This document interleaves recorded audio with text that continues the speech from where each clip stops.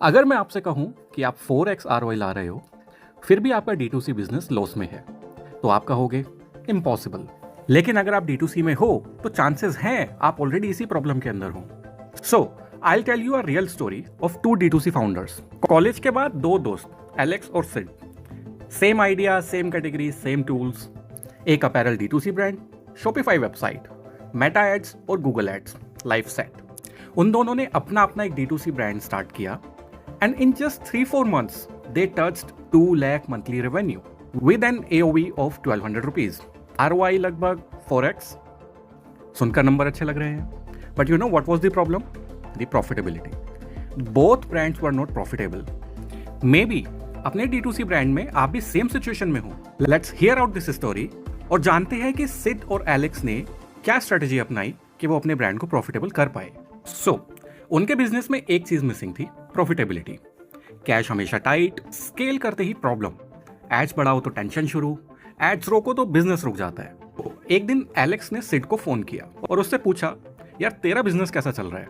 सिड ने एलेक्स को same problem बताई एंड ड्यूरिंग द डिस्कशन वो एक कंक्लूजन पर आए। दे थॉट अगर एड्स प्रॉफिटेबल हो जाए तो बिजनेस भी प्रॉफिटेबल हो जाएगा।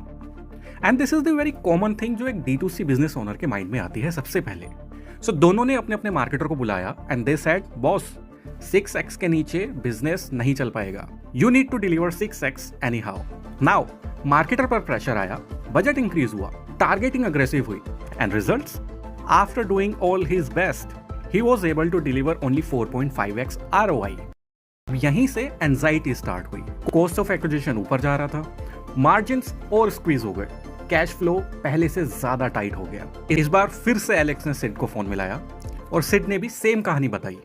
थोड़ी देर की डिस्कशन के बाद they again come to a conclusion and they thought एक मार्केटिंग एजेंसी हायर करते हैं, हो सकता है उनकी एक्सपर्टीज से ब्रांड स्केल हो पाए। और सिड ने कहा, मैं शायद ये ब्रांड कंटिन्यू नहीं कर पाऊंगा and he thought to wrap up that brand. But Alex ने सोचा प्रॉब्लम एड्स में है, क्रिएटिव बदल दो, टारगेटिंग और एग्रेसिव कर दो, ROI तो निकल ही जाएगा। अब एलेक्स ने एक एजेंसी को हायर किया, नए डैशबोर्ड्स बने, फिर से मैट्रिक्स एनालाइज किए, एलेक्स को फिर से कुछ न्यू टर्म्स सुनने को मिले। Agency also tried what they could do but ground reality was same. Orders तो इंक्रीज हुए लेकिन साथ ही में high cancellations, RTOs and customer returns. Alex बस एक ही चीज पर फोकस था, दैट वाज मार्केटिंग डैशबोर्ड्स। वहीं दूसरी तरफ सिड परेशान था एंड ही वाज थिंकिंग, अगर ऑर्डर्स आ रहे हैं तो पैसा जा कहां रहा है? इसी क्यूरियोसिटी के साथ सिड अपने पुराने दोस्त दीपू से मिलता है और उसको अपनी सारी प्रॉब्लम बताता है। दीपू ने सिड से सिर्फ एक सवाल किया, तुम अपने टोटल एड बजट का कितना % अपने एग्जिस्टिंग कस्टमर के ऊपर खर्च करते हो?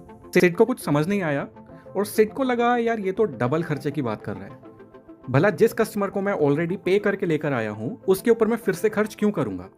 दीपू ने कहा, okay give me some time, और उसने एड्स को ब्लेम करने की जगह पूरा बिजनेस फनल एनालाइज किया, Shopify plus logistics, to understand वो कौन सी लोकेशंस थी जहां पर सबसे ज्यादा कैंसिलेशन हो रहा था और कहां पर RTO 25 से 30% या उससे ज्यादा जा रहा था। वो कौन से SKUs थे जिसमें रिटर्न्स ज्यादा था। और कुछ ऐसे पैटर्न निकले जिसमें कन्वर्जन तो आ रहा था लेकिन deliveries were not successful. Sid की कस्टमर केयर टीम ने कुछ ऐसे ऑर्डर्स भी टैग किए हुए थे जहां पर कस्टमर ने कहा मुझे चाहिए ही नहीं, या उनको याद भी नहीं था कि उन्होंने ऑर्डर प्लेस किया। एंड दैट मीन्स जिस ऑडियंस को सिड ने टारगेट किया थ्रू दी मेटा मार्केटिंग, वो इंपल्सिव ऑडियंस थी जिनका बाइंग इंटेंट बहुत लो था। तो इसी के साथ दीपू ने मेटा से लोकेशन वाइज कस्टमर एक्विजिशन और कन्वर्जन रेट और post delivery success rate match किए and the results were shocking. जहां पर एड सस्ते लग रहे थे वहीं एक्चुअल रियलाइज रेवेन्यू सबसे कम था, मतलब cheap conversion and no profitability. Meta की एग्रेसिव टारगेटिंग ने कुछ ऐसे ऑडियंस को टारगेट किया जो क्लिक तो कर रहे थे लेकिन कमिट नहीं कर रहे थे। और दीपू ने सिड को सजेस्ट किया, अपना हर पैसा परफॉर्मेंस एड्स में मत डालो and he suggested to optimise the ad budget. तो क्या चेंज किया? मेटा बजट रिड्यूस किया, लॉस मेकिंग लोकेशन बंद किए और उन पैसों को शिफ्ट किया सोशल मीडिया कंटेंट पर, SEO पर, यूट्यूब एड्स पर, ब्रांड स्टोरी टेलिंग पर। चीजें थोड़ी स्लो हुई लेकिन एक क्वालिटी ट्रैफिक आने लगा। एंड लेटर ऑन दीपू ने सिड से फिर से एक नया सवाल पूछा, एक ऑर्डर आने के बाद अपने कस्टमर से तुम कब बात करते हो और कैसे बात करते हो? और सिड का इस पर एक सिंपल जवाब था कि ऑर्डर वेरिफिकेशन और OTP के अलावा उनको कस्टमर से बात करने की जरूरत ही नहीं थी। तो इस बार पोस्ट ऑर्डर जर्नी को भी ऑप्टिमाइज किया गया।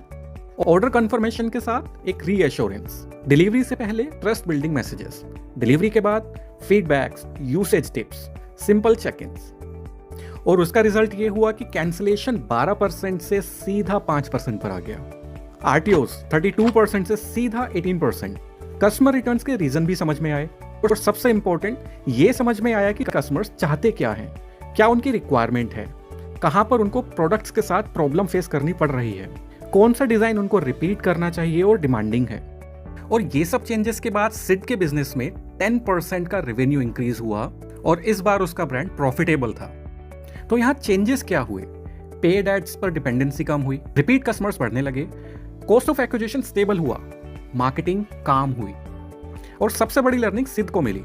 High ROI from performance marketing was an unreal expectations without focusing on retention and customer experience. और इस बार सिड ने एलेक्स को फोन किया विद एन एक्सपेक्टेशन कि यार उसका भी बिजनेस अब स्टेबल हो गया होगा, but you know what, Alex was still chasing the ROAS। अभी तक वो 2 डिजिटल मार्केटर्स को फायर कर चुका था और 3 एजेंसी चेंज कर चुका था, और अब एलेक्स अपना बिजनेस स्केल करने से डरने लगा। तो सिड ने जिस स्ट्रैटेजी और अप्रोच को फॉलो किया उससे ये तो क्लियर है कि D2C सिर्फ एड्स का गेम नहीं है, ये एक्सपीरियंस और रिलेशनशिप का गेम है। इस रियल स्टोरी से हमें क्या लर्निंग मिली? एक्विजिशन से बिजनेस स्टार्ट होता है, रिटेंशन से बिजनेस सर्वाइव करता है, एक्सपीरियंस से ब्रांड बनता है। And by the way, Sid was my client. मैंने अपने क्लाइंट और उसके ब्रांड की आइडेंटिटी को हाइड करते हुए आपको उसकी रियल सिचुएशन बताई, और साथ में ये भी बताया कि कैसे मैंने उसको हेल्प किया, कैसे राइट अप्रोच और स्ट्रेटेजी को फॉलो करके पहले हम उसके ब्रांड को एक सर्वाइवल मोड में लेकर के आए। Currently I am working with Sid in his journey to build a strong brand. और हाँ, डैशबोर्ड्स हमेशा सच बोलते हैं। आपको जरूरत है सिर्फ डेटा को सही तरह से रीड करने की और सारे डॉट्स को कनेक्ट करने की। I hope this video helped you and gave you an idea how to save your brand. I wish you all the best in your journey to build a strong and profitable brand. If you have any question or suggestions, please drop your comments below.